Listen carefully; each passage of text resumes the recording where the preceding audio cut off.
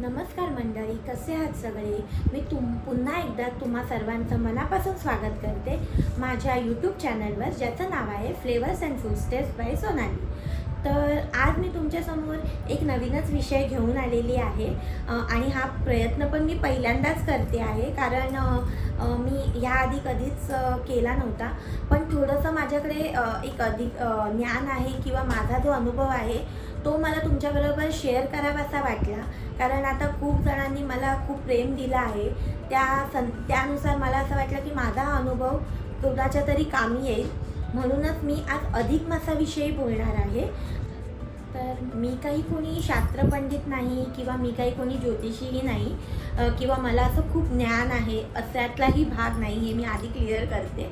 पण जे काही आपण पुस्तकी ज्ञान असतं, त्याच्यानंतर वडीलधारे आपल्याला जे आत्तापर्यंत आपले स्वतःचं ज्ञान देतात, त्याच्यानंतर माझे स्वतःचे अनुभव आहेत अधिक मासाविषयी, म्हणून मी हे तुमच्याबरोबर शेअर करणार. मी तुम्हाला अधिक मासात काय करावे, त्याच्यानंतर काय करू नये, परत जोडवी का बदलावी, आणि माझा एक छोटासा अनुभव आहे अधिक मासाविषयी, गेल्या अधिक मासाविषयी, तर तो मी तुमच्याबरोबर शेअर करणार आहे.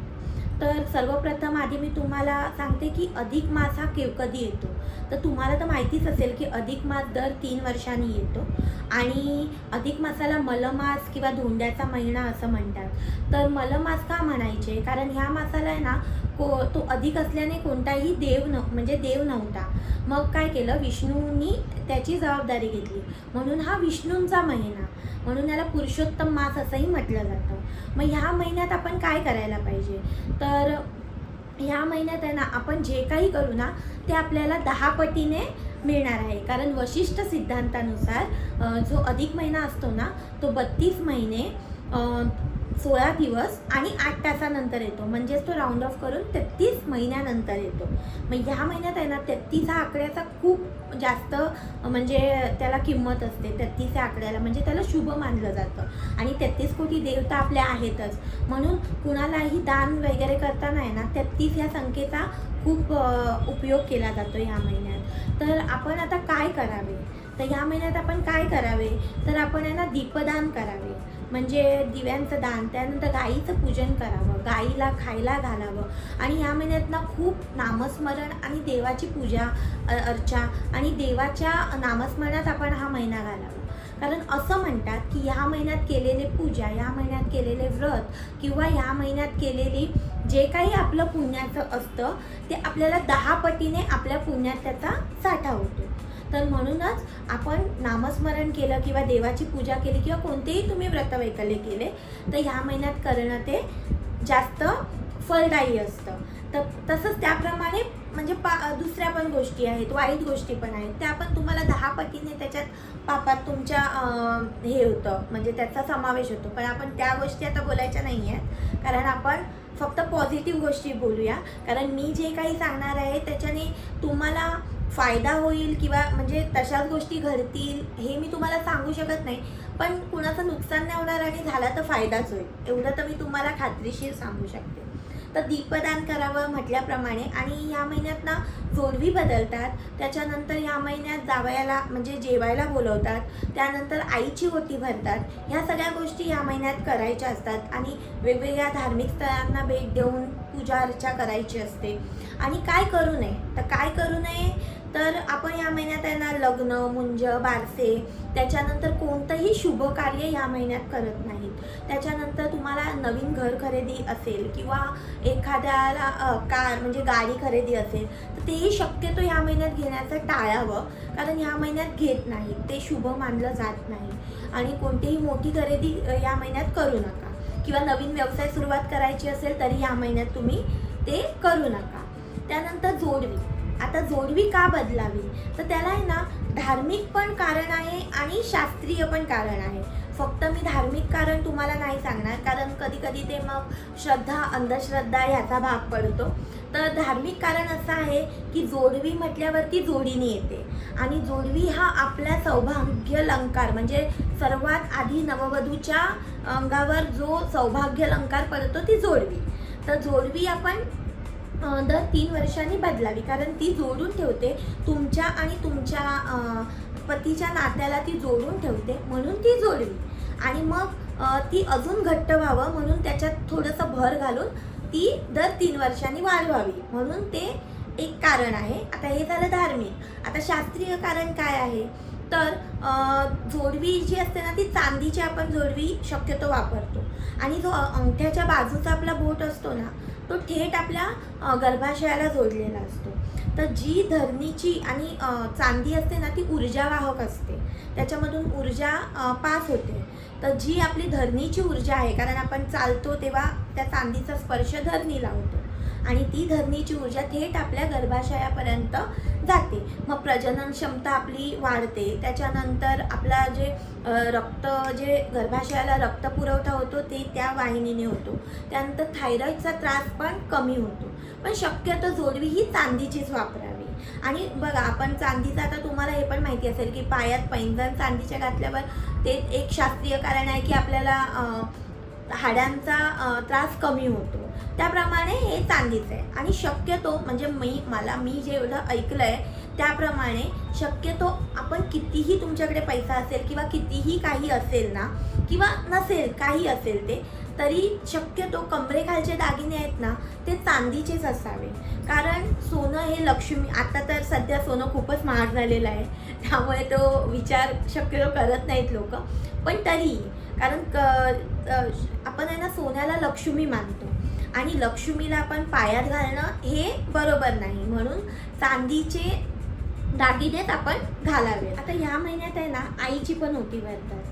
मग आईची ओटी आपण का भरायची म्हणजे ह्या महिन्याचं महत्त्व, कारण आईने ना एक सर्वात मोठं दान केलेलं असतं ते म्हणजे कन्यादानाचं. तर त्याचा आभार व्यक्त करण्यासाठी म्हणून आईची ओटी भरतात. आता ओटी भरता येत नसेल तर मग आपण काय करावं, त्या बदल्यात कोणतीही एखादी आईची आवडती वस्तू द्यावी. असं नाही की साडीच द्यायला हवी, कोणतीही आवडती आईची वस्तू द्यावी किंवा काही द्यावं, पण एक आभार व्यक्त करावे ते ह्या महिन्यात नक्की करावं.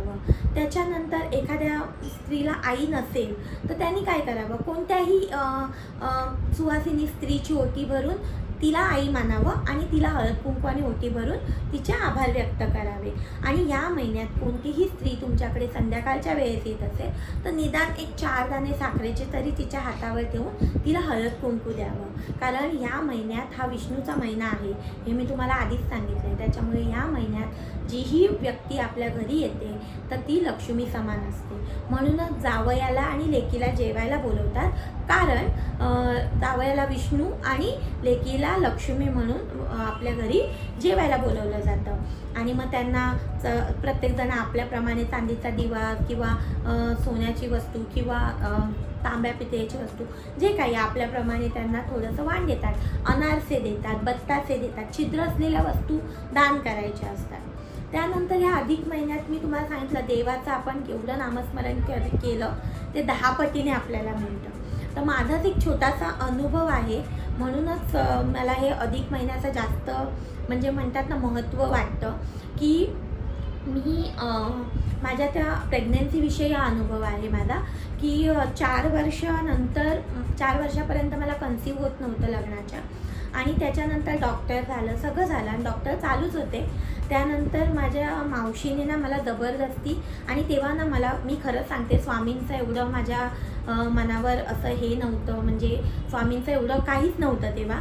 पण माझ्या मावशीने सांगितलं चल ना आता आपण एकदा जाऊया केंद्रात. आणि मी कांदिवलीवरून उल्हासनगरला माझ्या मावशीच्या सांगण्यावरून कल्याणला गेली उल्हासनगरला. आणि त्या केंद्रात आहे ना फक्त मला सांगितलं की हे एक संक्षिप्त तुम्हाला दाखवते मी, संक्षिप्त भगवद्गीता ह्याचं पारायण कर आणि मनापासून कर, जे काही करशील ते. त्याप्रमाणे मी केलं, पण काही फळ म्हणजे तेव्हा काही असं हे नाही झालं. पण त्यानंतर असंच एका व्हिडिओमधून मी अधिक मासाचं मला महत्त्व कळलं. त्यानंतर ते विष्णूचा महिना आहे असं वगैरे मी ऐकलं. एका ताईंचा व्हिडिओ मी पाहिला होता, मला अगदी बरोबर आठवतं आहे त्या गोष्टी. 3 वर्षापूर्वी जेव्हा अधिक श्रावण होता तर आणि मी प्रयत्नही करत होतो आम्ही. त्याच्यानंतर ना मला आठवलं की मी आता जरा पारायण करून बघते. आणि ना जून वगैरेपासून मे जूनपासून आम्ही आमची ट्रीटमेंट चालू केलेली. त्यानंतर जून महिन्यात पूर्ण औषधं वगैरे चालू होती आणि जुलै महिन्यात मला पिरियड्स आले. त्याच्यानंतर मी म्हटलं ठीक आहे, आणि आम्ही म्हटलं चला अजून आपण 6 महिने आम्हाला बोललेले डॉक्टर की आपण नॅचरली बघू करू. त्यानंतर हा 17 जुलैपासून श्रावण लागणार होता. आणि आमचं जी ट्रीटमेंट पण चालू होती सोबत. मी म्हटलं चल पारायण करून तर बघू काय होतं आहे. मग म्हटलं सकाळी मी जाऊन, मला सकाळी काही जमत नव्हतं, सकाळी ऑफिसला जायची मी, संध्याकाळी येऊन 14 अध्याय होते. तर मी म्हटलं रोज एक वाचेन, जास्त नाही, रोज एक वाचेन अर्ध्या तासात. तर मग तसं मी निश्चय केला आणि सोबत औषधं पण चालूच होती आणि मी ते पारायण वाचायला सुरुवात केली. आता मला 7 तारखेला ऑलरेडी पिरियड्स येऊन गेले होते, त्याच्यामुळे खंड पडण्याचा प्रश्न नव्हता. तर आणि मी माझं बरोबर पौर्णिमेला आहे ना हे पारायण वाचून पूर्ण संक्षिप्त गीता माझी वाचून झाली, 14 अध्याय झाले. त्यानंतर मग मी म्हटलं की चल आपण एकदा ना टेस्ट, मला UPT टेस्ट करायची होती, तर मी म्हटलं UPT टेस्ट करूया.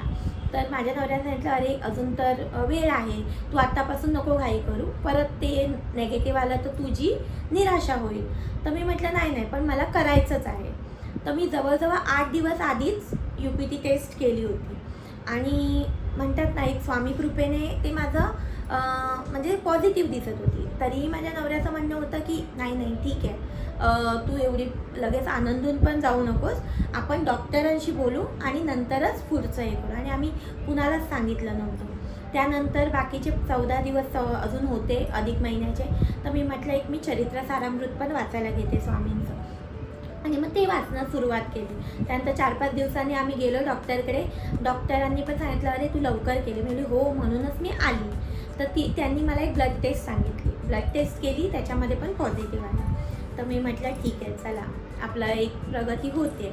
त्यानंतर परत मी ते पारायण माझं चालूच ठेवलं आणि मी देवाला एवढं सांगत होती की जे काही देशील ते व्यवस्थित दे आणि म्हणजे दे प्रॉपर, असं बाकी मला काहीच हे नव्हतं. त्यानंतर मग परत 14 म्हणजे ज्या दिवशी माझं पारायण करून झालं आणि आपला निजश्रावण लागला त्याच दिवशी बरोबर माझी सोनोग्राफी होती, जी 6 वीकची असते आणि त्याच्यामध्ये बाळाचे ठोके आले.